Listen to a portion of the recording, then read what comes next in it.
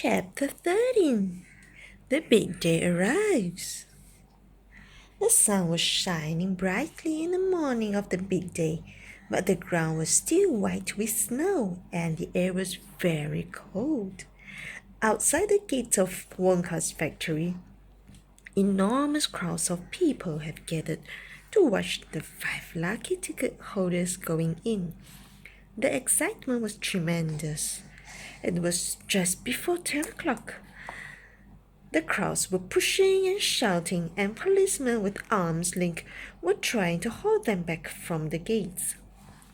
Right beside the gates, in a small group that was carefully shielded from the crowds by the police, stood the 5 famous children, together with the grown-ups who had come with them. The tall, bony figure of Grandpa Joe could be seen standing quietly among them, and beside him, holding tightly onto his hand, was little Charlie Bucket himself.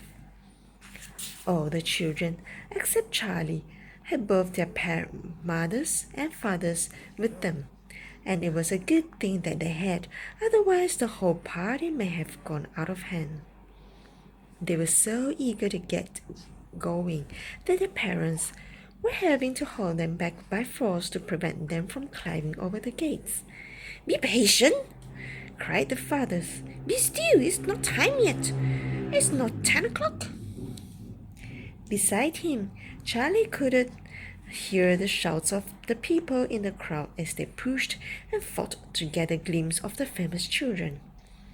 "There's Violet Beauregard!" he heard someone shouting. "That's her, all right. I can remember her face from the newspapers." "And you know what?"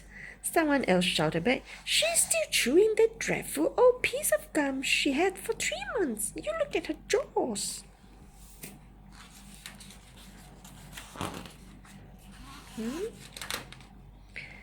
"They're still working on it." "Who's the big bad fat boy?" "That's Augustus Gloop. So it is. Enormous, isn't he? Fantastic." "Who's the kid with the picture of the Lone Ranger stencil on his wing cheetah?" "That's Mike TV. He's the television fiend." "He must be crazy. Look at all those toy pistols he's got hanging all over him." "The one I want to see is Veruca Salt," shouted another voice in the crowd.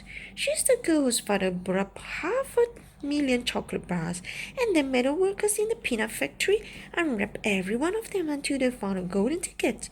He gives her anything she wants, absolutely anything. She only has to start screaming for it and she gets it. Dreadful, isn't it?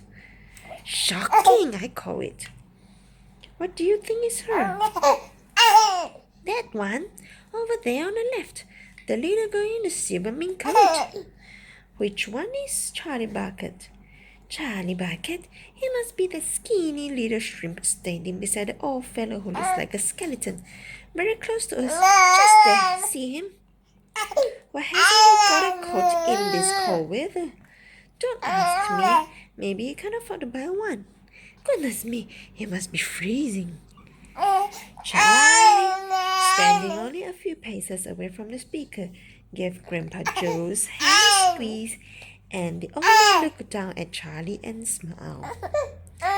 Somewhere in the distance, a church began striking 10.